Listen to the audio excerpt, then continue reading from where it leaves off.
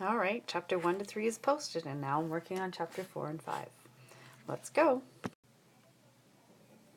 Okay, so in this one we want to know what 100 degrees is in radians. So 180 degrees is pi radians. So we can set up a ratio to get 100 equals x radians. If I cross multiply, I get 100 pi equals 180 times x. So then x equals 100 pi divided by 180, or 5 pi by 9. The second question says, what is the exact degree measure of 7 pi by 12? Where I see the pi radians, that's equivalent to 180 degrees. So then I just have to do 7 times 180 divided by 12. Number 2. A gymnasium has a circular running track with a radius of 20 meters. A runner ran along the arc of the track, some arc of the track, for 60 meters. What is the angle that is made with that arc in radians from start to finish of his run? So I found the entire circumference, so 2 times pi times r, so that's 40 pi. Then my arc was 60 meters because they told me that. So 60 meters out of 40 pi meters for the circumference. If I simplify that, I get 3 over 2 pi radians.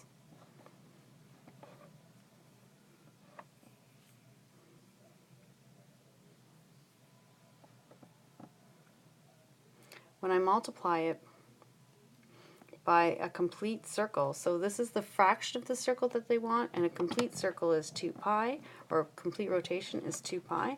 So this is the fraction of the arc, and we multiply it by the 2 pi, and we get 3 radians altogether. So the the angle of the sector in the middle is 3 radians. Number 3 says, determine an exact value for sine of 3 pi by 4 minus tan of 5 pi by 6.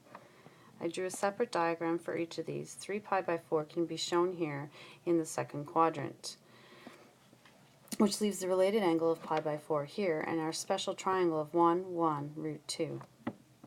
The sign in that quadrant is 1 over root 2, and it's positive because sine is positive. Over here, I drew 5 pi by 6. From here to here, 180 degrees is the same as pi, so 5 pi by 6 is just part of that. So we go back a related angle of pi by 6. And now we're looking at tan. So in this one, tan would be opposite 1 over root 3. But because it's in the second quadrant, it is definitely negative. So that gives us negative 1 over root 3. Simplifying that, I get 1 over root 2 plus 1 over root 3. Okay, so for number 4, 2 guy wires are attached to the top of a radio antenna of 25 meters in height. The wires make angles of pi by 6 and pi by 4 with the ground as shown. Determine an exact expression for the distance between the 2 anchor points, so the distance between A and B. You'll agree with me that A and B is the difference of AC minus BC.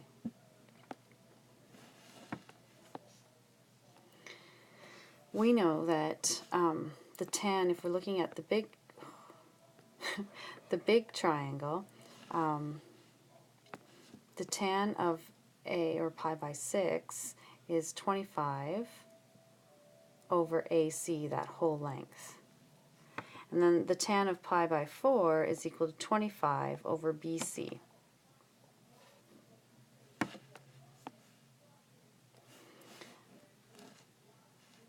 So then rearranging this particular ratio, I get AC equals 25 over tan of pi by 6. Similarly, BC is 25 over tan of pi by 4. We know that this length, AB, is equal to the whole length AC minus BC. So I'm rearranging those.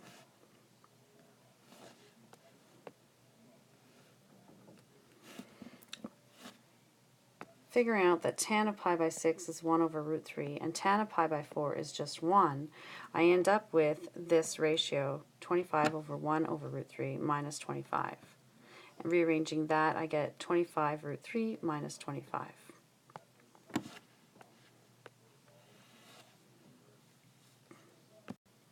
So the distance from A to B is equal to the distance from A to C minus BC, and that ends up being 25 root 3 minus 25. In number 5, we're given that the cos of 7 pi by 15 is 0.1045, and been asked to determine sine of 29 pi by 4 to 4 decimal places. But I know that 29 pi by 30 is equal to pi by 2 plus x, so I'm going to try and use one of the cofunction identities. And therefore x is equal to 29 pi by 30 minus pi by 2. Changing the pi by 2 to 15 pi by 30, I get x equals 14 pi by 30. And if I change that, I end up with 7 pi by 15.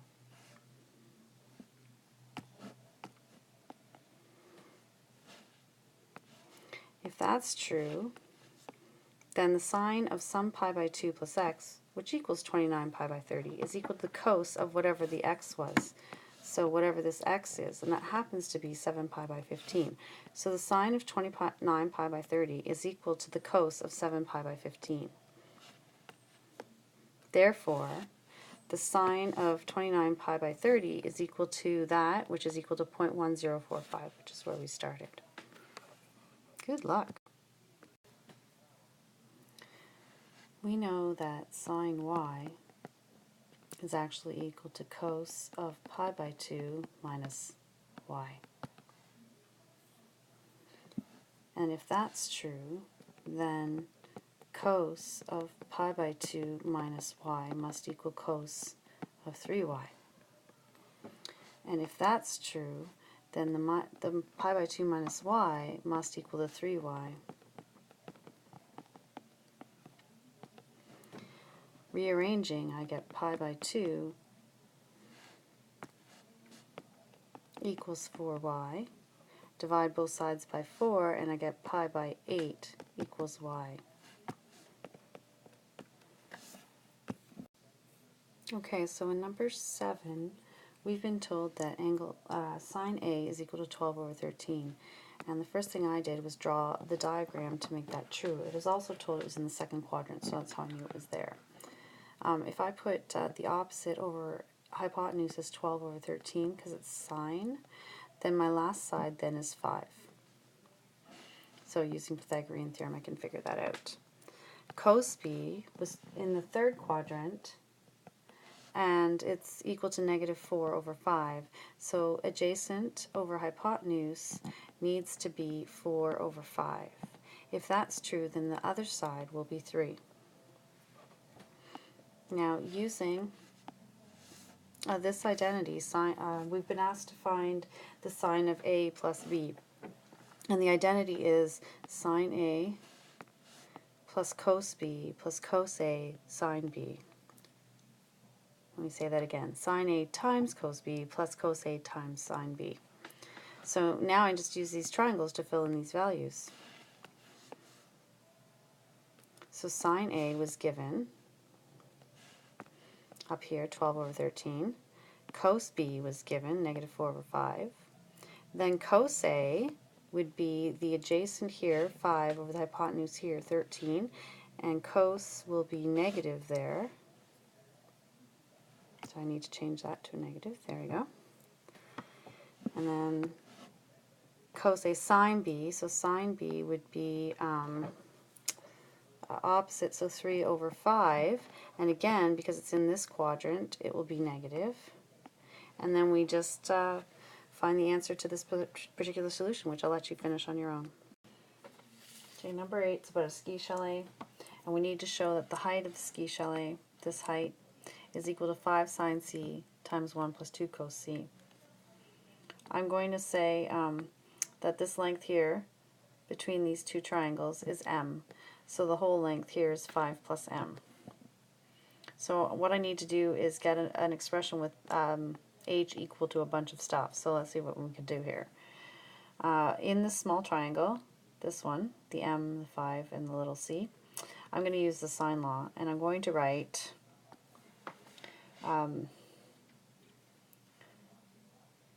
m over sine of C, of the angle C, is equal to, now the other side is 5, and I have to ask myself, what is this angle here, right there? And this angle right there is on a straight line with 2c, and the straight line would be pi.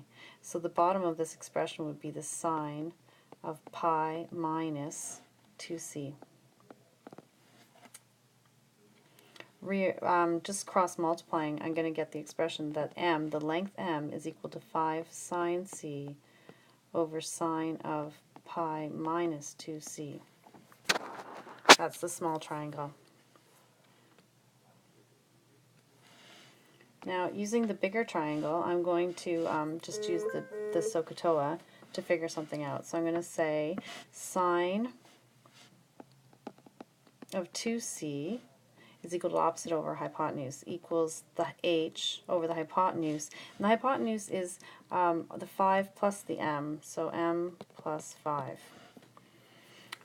Rearranging that to get h by itself, I'm going to have h equals m plus 5 times sine 2c. So I'm getting closer to what I have up here, but I'm not there yet. So now I'm going to take this m, this expression for m, and put it into here and see if I can make it look like this. So there seems to be a lot of work we need to do in order to make this look like this up here. So coming back down here, I need to do something with this. Maybe factor out a 5. I could probably do that right now. And then figure out something for this as well, the sine 2c. So let's factor out the 5 first. So moving to a new page, I now have our 5 factored out, and I have this expression. As an aside, I'm going to look at sine of pi minus 2c, which is this bottom piece right here. It's right there. So I want to see what that is using the compound angle formulas. So that's actually going to be equal to sine pi cos 2c minus cos pi sine 2c, or sine, 2c. And now sine of pi is just 0, so this is 0 times cos 2c, and cos of pi is negative 1 sine 2c, so this is just equal to the sine 2c. So sine of pi minus 2c is equal to sine of 2c. I'm going to put that back into our equation above. So we have h equals the 5 out front, the sine c over the sine 2c plus 1, and then there's sine 2c out here. I'm going to distribute this sine 2c through here and here, because then it'll clear this denominator. So then h equals 5, and then I'm just sine c for the first one, plus sine 2c for the second one. So I simplified here. I used the distributive property to go here times here, and it cleared the denominator, so I end up with sine c. And then sine 2c times 1 is sine 2c. But sine 2c is actually equal to sine c cos c plus cos c sine c, which is 2 of those. So I'm going to put that back in. Okay, so you'll notice that I took the sine 2c that I got here with the green, and I put it back into the brown where the sine 2c was. So instead of sine 2c, you see I now have 2 sine c cos c. I'm going to take out a common factor of sine c. You'll notice that when I took out a common factor of sine c, there's a sine c here, so sine c divided by that sine c is 1. And then 2 sine c cos c divided by sine c is equal to just 2 cos c. And now we're at the point where we've actually defined that h is equal to 5 times sine c times 1 plus 2 cos c, as we were asked to do. That was a lot of work. Number 9, use the Pythagorean theorem to write an equation relating the lengths of the sides for this triangle.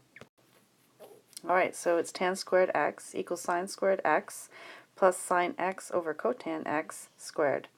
Now it says to prove the identity. I've rewritten the left side as tan squared x, as sine squared x over cos squared x. I'm going to work with the right side now.